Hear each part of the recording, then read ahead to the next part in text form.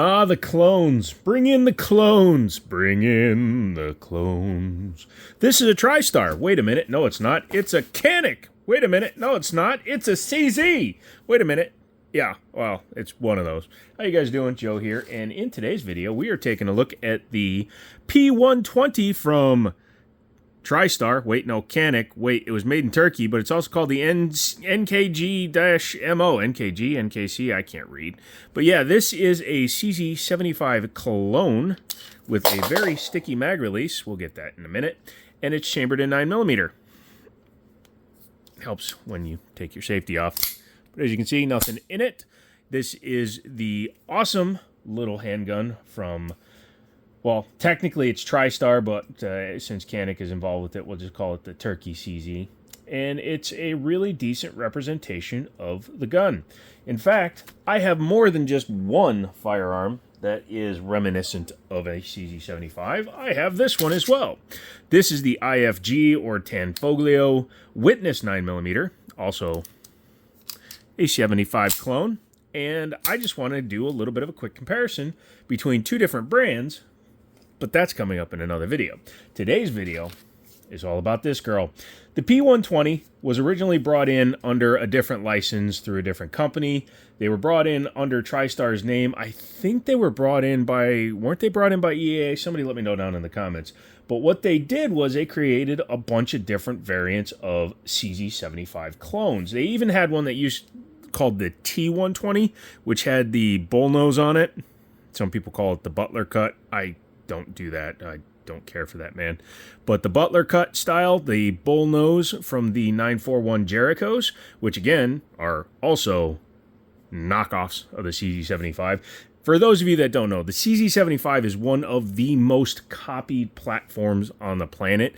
Everybody thinks it's 1911s or Glocks, but that's just because you guys are here in the United States of America, where you guys don't normally understand that outside of the U.S., CZ75s were actually in service, and high powers were in service probably for a longer time than the 1911s.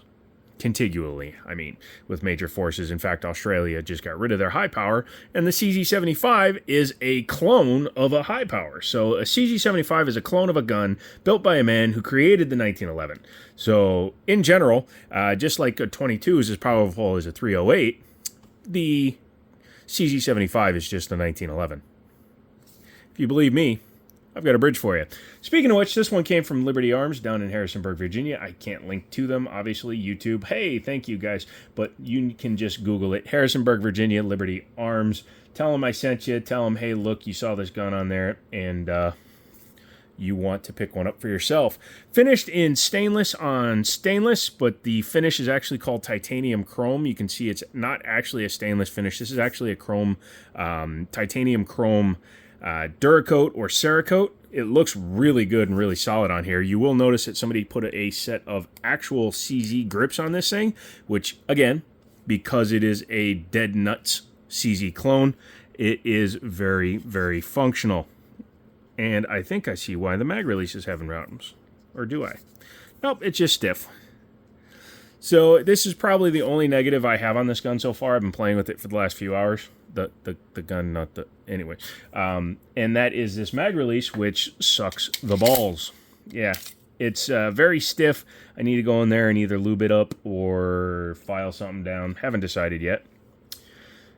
The CZ75 that this is basing on is the, the SP01. It's got forward and rear slide serrations. It's got a cool tri-cut top. It's actually almost like a 4-cut top.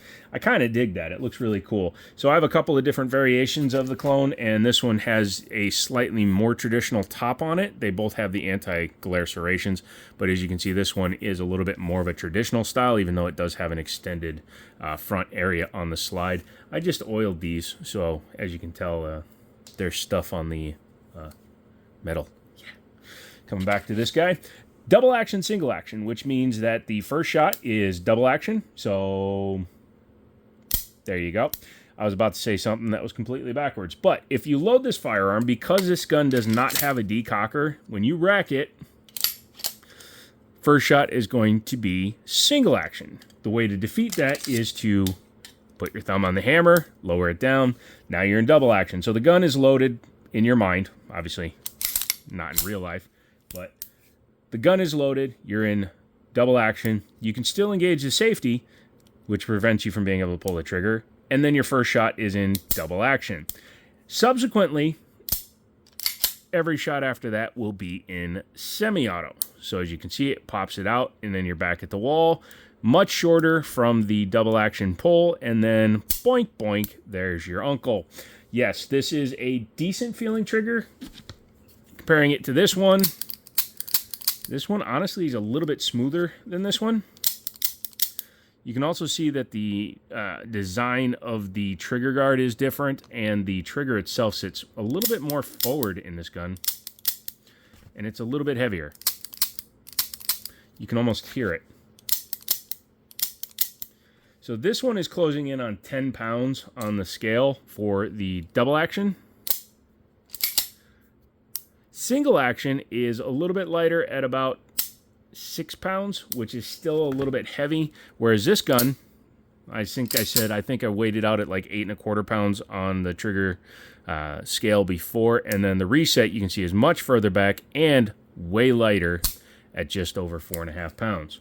So this one is in need of a little bit of work, which you can do because this will take all the Cage and Gunworks parts. So I may wind up throwing a Cage and Gunworks trigger assembly in here and smoothing everything out.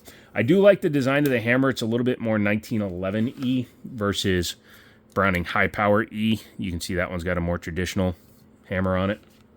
Has the traditional backstrap look. They put these vertical serration way higher up on the backstrap than they did with this guy. This one actually has a little bit of a Shadow 2 kind of a hump, and this one has a more traditional 75. But either way, that is a useless position to put your vertical slide serration or vertical frame serrations, because number one, when you're shooting this gun, it's doing this. So having a serration going vertical literally does nothing for firearm control. You would want a horizontal one, which they did on the front of the trigger guard, but nowhere else. This is extremely smooth. It's harder to slide this way than it is this way. Well, guess what? When you're actually shooting and you're knocking out a bunch of rounds, you want to have your up-down under control, not your side-to-side. Sorry to say, you kind of goofed up, all you people that think vertical serrations are cool. They don't even look good, and honestly, if it had more of them, it might fill it out better. Or if it had nice 25 lines per inch checkering, everybody would be happier. Don't drop your gun, kids. But yeah, the overall feel of the gun in the hand is really nice. Being an all stainless gun, this thing weighs as much as my 1911s. However, it is a double stack capacity. That comes with two 18-round mags out of the box. They're both Metgar. I'm just using my CZ one out of the other gun just because I just dropped the other CZ mag. Has a little bit of a ledge on the slide lock slide release, so you could ride that if you're for some reason an idiot, but it also aids in dropping the slide. No, I'm not going to do the cat noise. Safety works both this way for cocking and locking it, or that way to lock it out in double action. I would say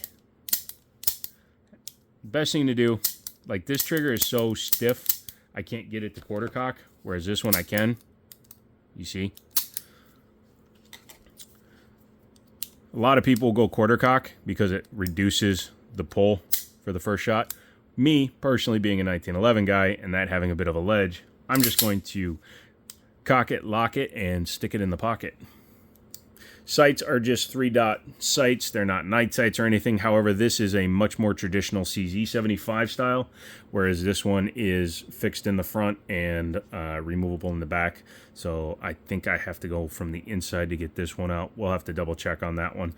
This one, however, I can fit any CZ75, such as the Dawson Precision fiber optic front with the nice adjustable rear, which will be going on this gun. You can get a set of those off Amazon for like $60. Yeah, what do you say we take her apart? Yay! Okay, all this talk we've been talking and all that good stuff, let's go ahead and make sure she's clear. By the way, these slide serrations are nice and deep and super, I mean, you can actually see it's leaving marks.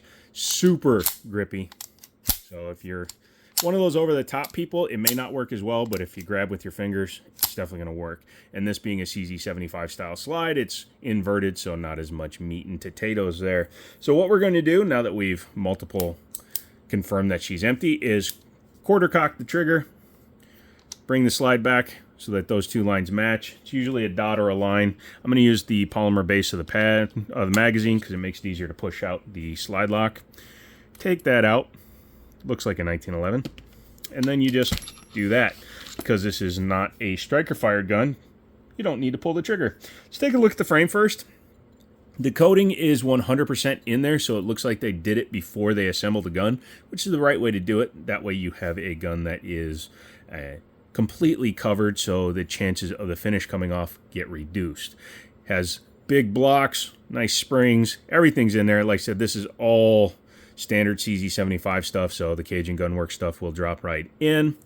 Nice hammer back there. I really like the way it looks. I like the way it feels. I will say that not all clones are made equally. This slide does not fit on here with the barrel from this slide, so it would need that barrel in here to fit this slide on this gun. It gets a little convoluted, so it just doesn't work.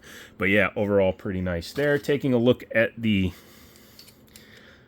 Make sure that you don't let that go, non-captive guide rod. But looking at the slide here, go ahead and drop the barrel out, and that is basically a Browning style. You can see it's got locking lugs with that cam design.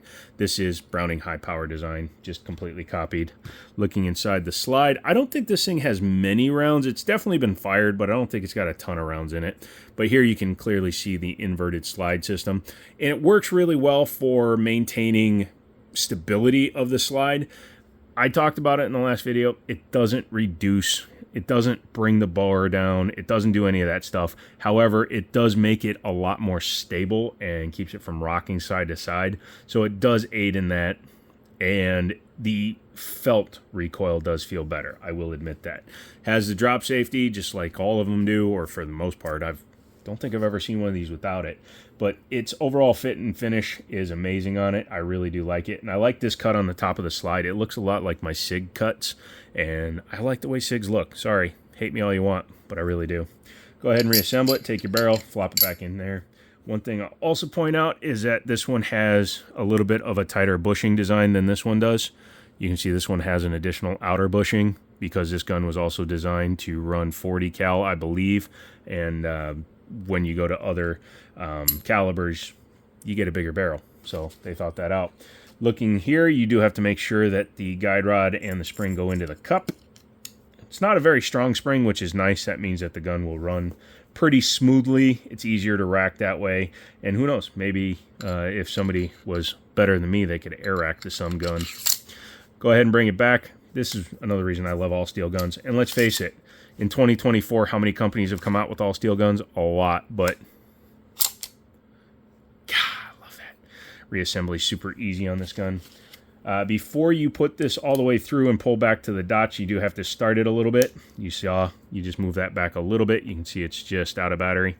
Bring it back to the takedown and assembly. There you go. Go ahead and rack it a few times and make sure she runs.